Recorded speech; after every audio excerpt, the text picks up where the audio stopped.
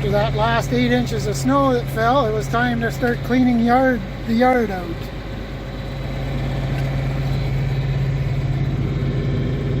Pile over there. How did we do it? Stay tuned.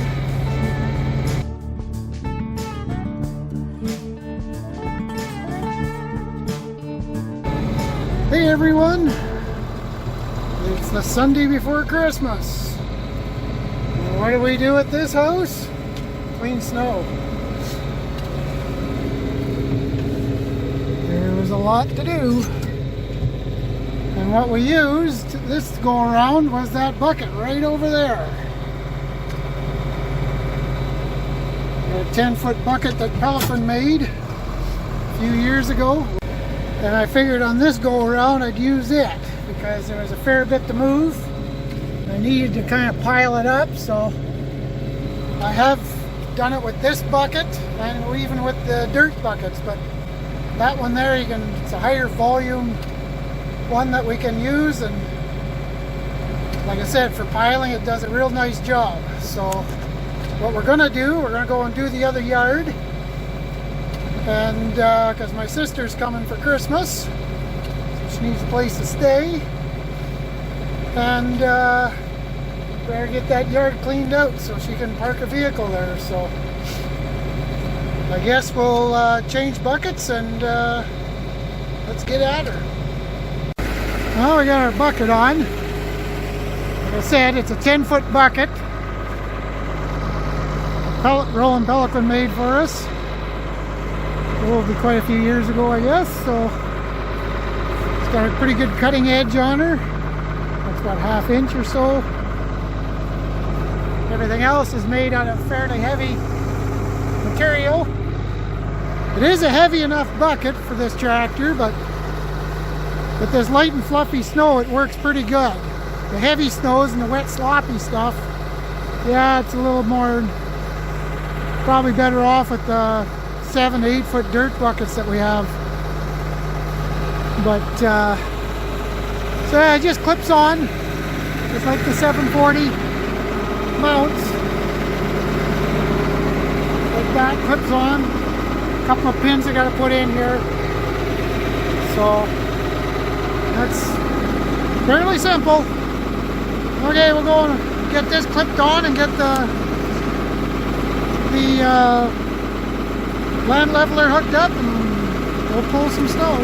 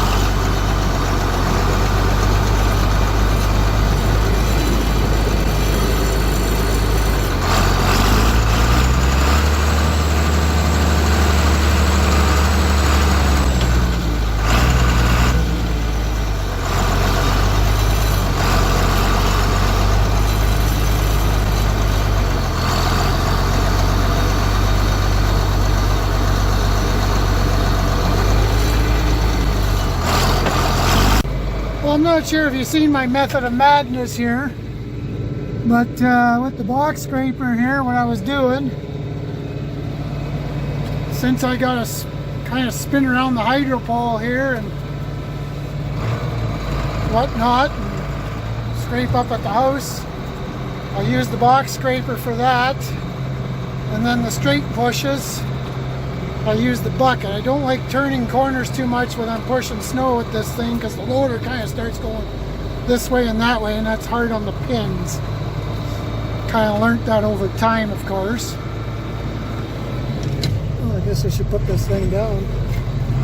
So yeah, that's basically what I do is pull that to where I want to pile it. And lift up.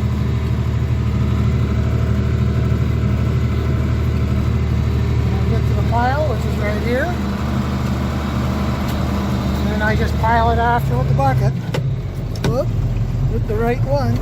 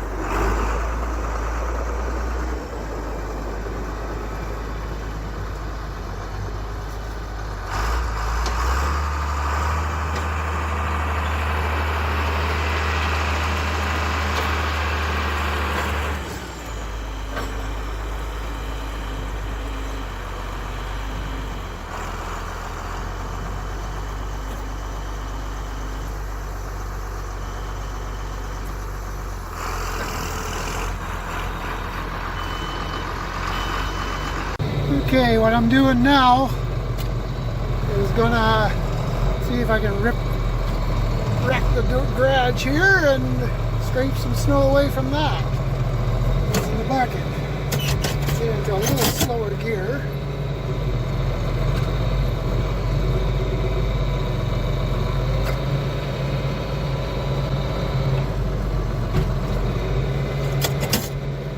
Just kind of back blade it.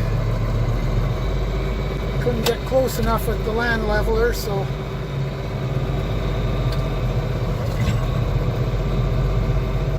there we go.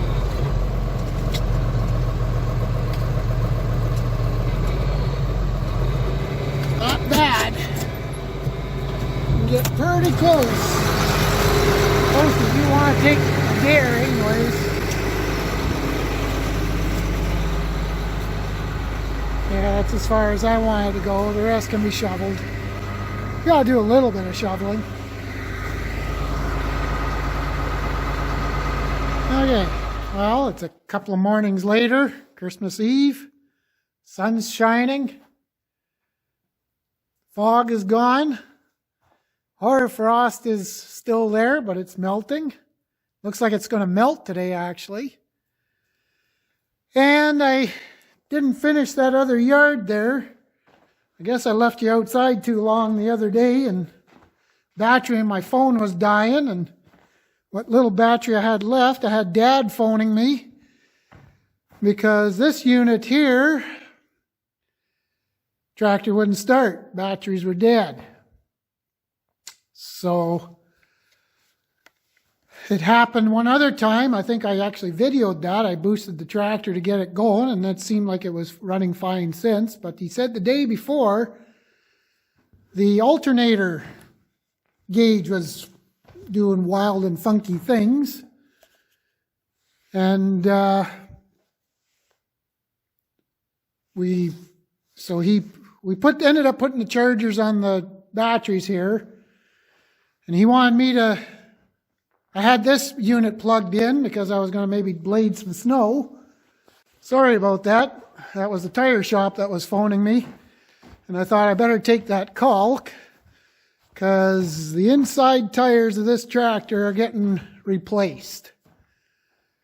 So, but I haven't ripped the duals off yet, and then I want to put the snowblower on it after. So anyways, getting back to my story, Dad says hook the other bale processor onto the 886 and I can carry on, and then we'll deal with this situation after. Well,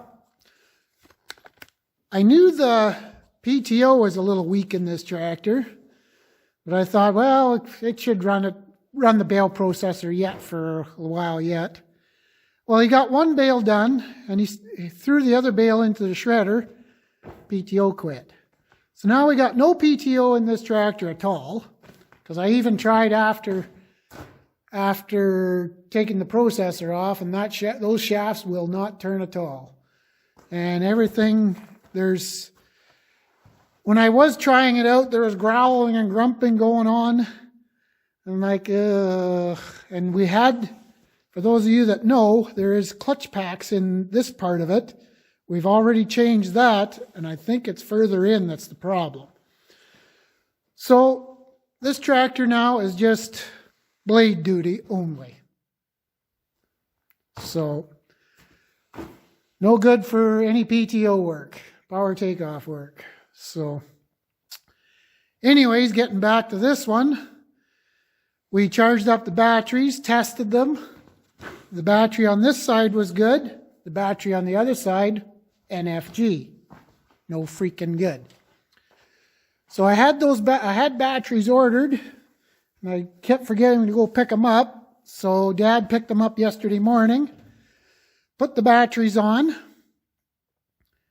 and the gauge really didn't come up like I was liking to. It was at least above. Well, I'll probably just show you here real quick.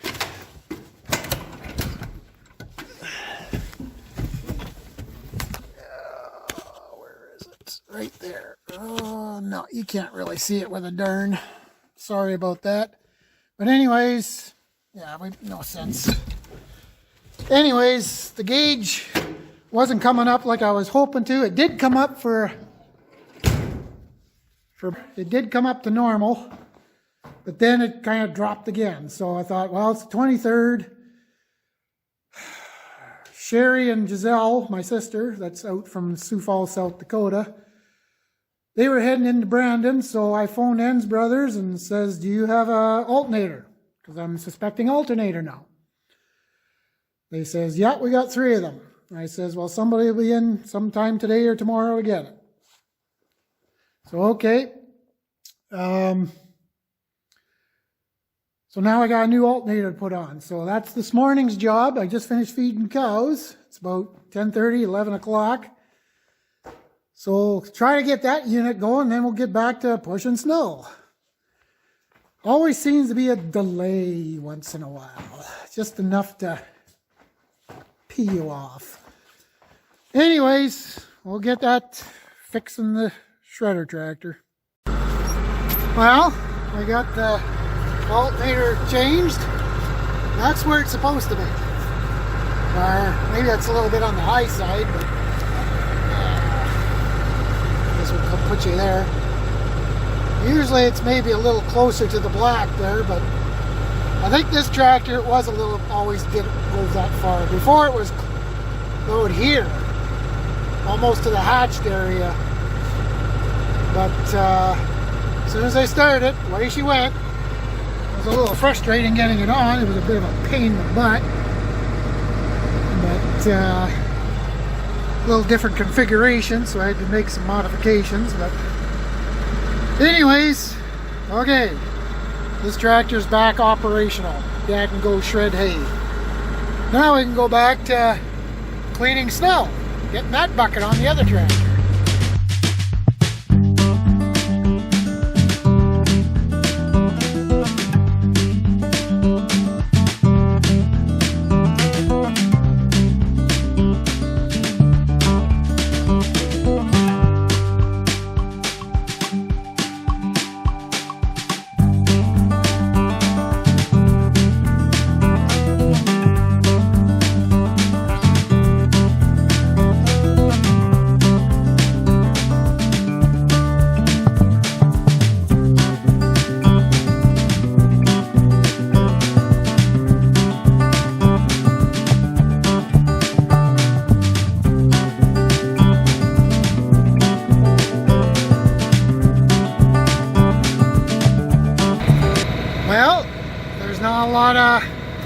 frosting the ground out by the corrals there. I'll show you in a second. Kind of scraped up some sod there. It's not really meant to be a dirt bucket, but sometimes some dirt gets caught up. But that's the way she goes sometimes. You gotta be careful how much you dig. Yep, that's a pretty good gouge. Darn it all anyways. Well, there you have it for this edition of Snow Clearing 2024. 10-foot bucket on the 740 loader and a 12-foot land leveler. Just two of the ways we move snow. We also got that 7-foot Schulte snow blower and the 9-foot blade on the 886s, and that's probably what's going to end up happening. We'll just hook it on to the land leveler and kind of leave it on there. It's kind of handy to have a tractor just for that kind of a job. So anyways, on that note, I'm going to go in for a quick break. Gotta read the hydrometer before tomorrow, so better do that. So if I don't do a clip before, Merry Christmas to everyone from 3D, and like, comment, subscribe, and thanks for watching. See you in the next one.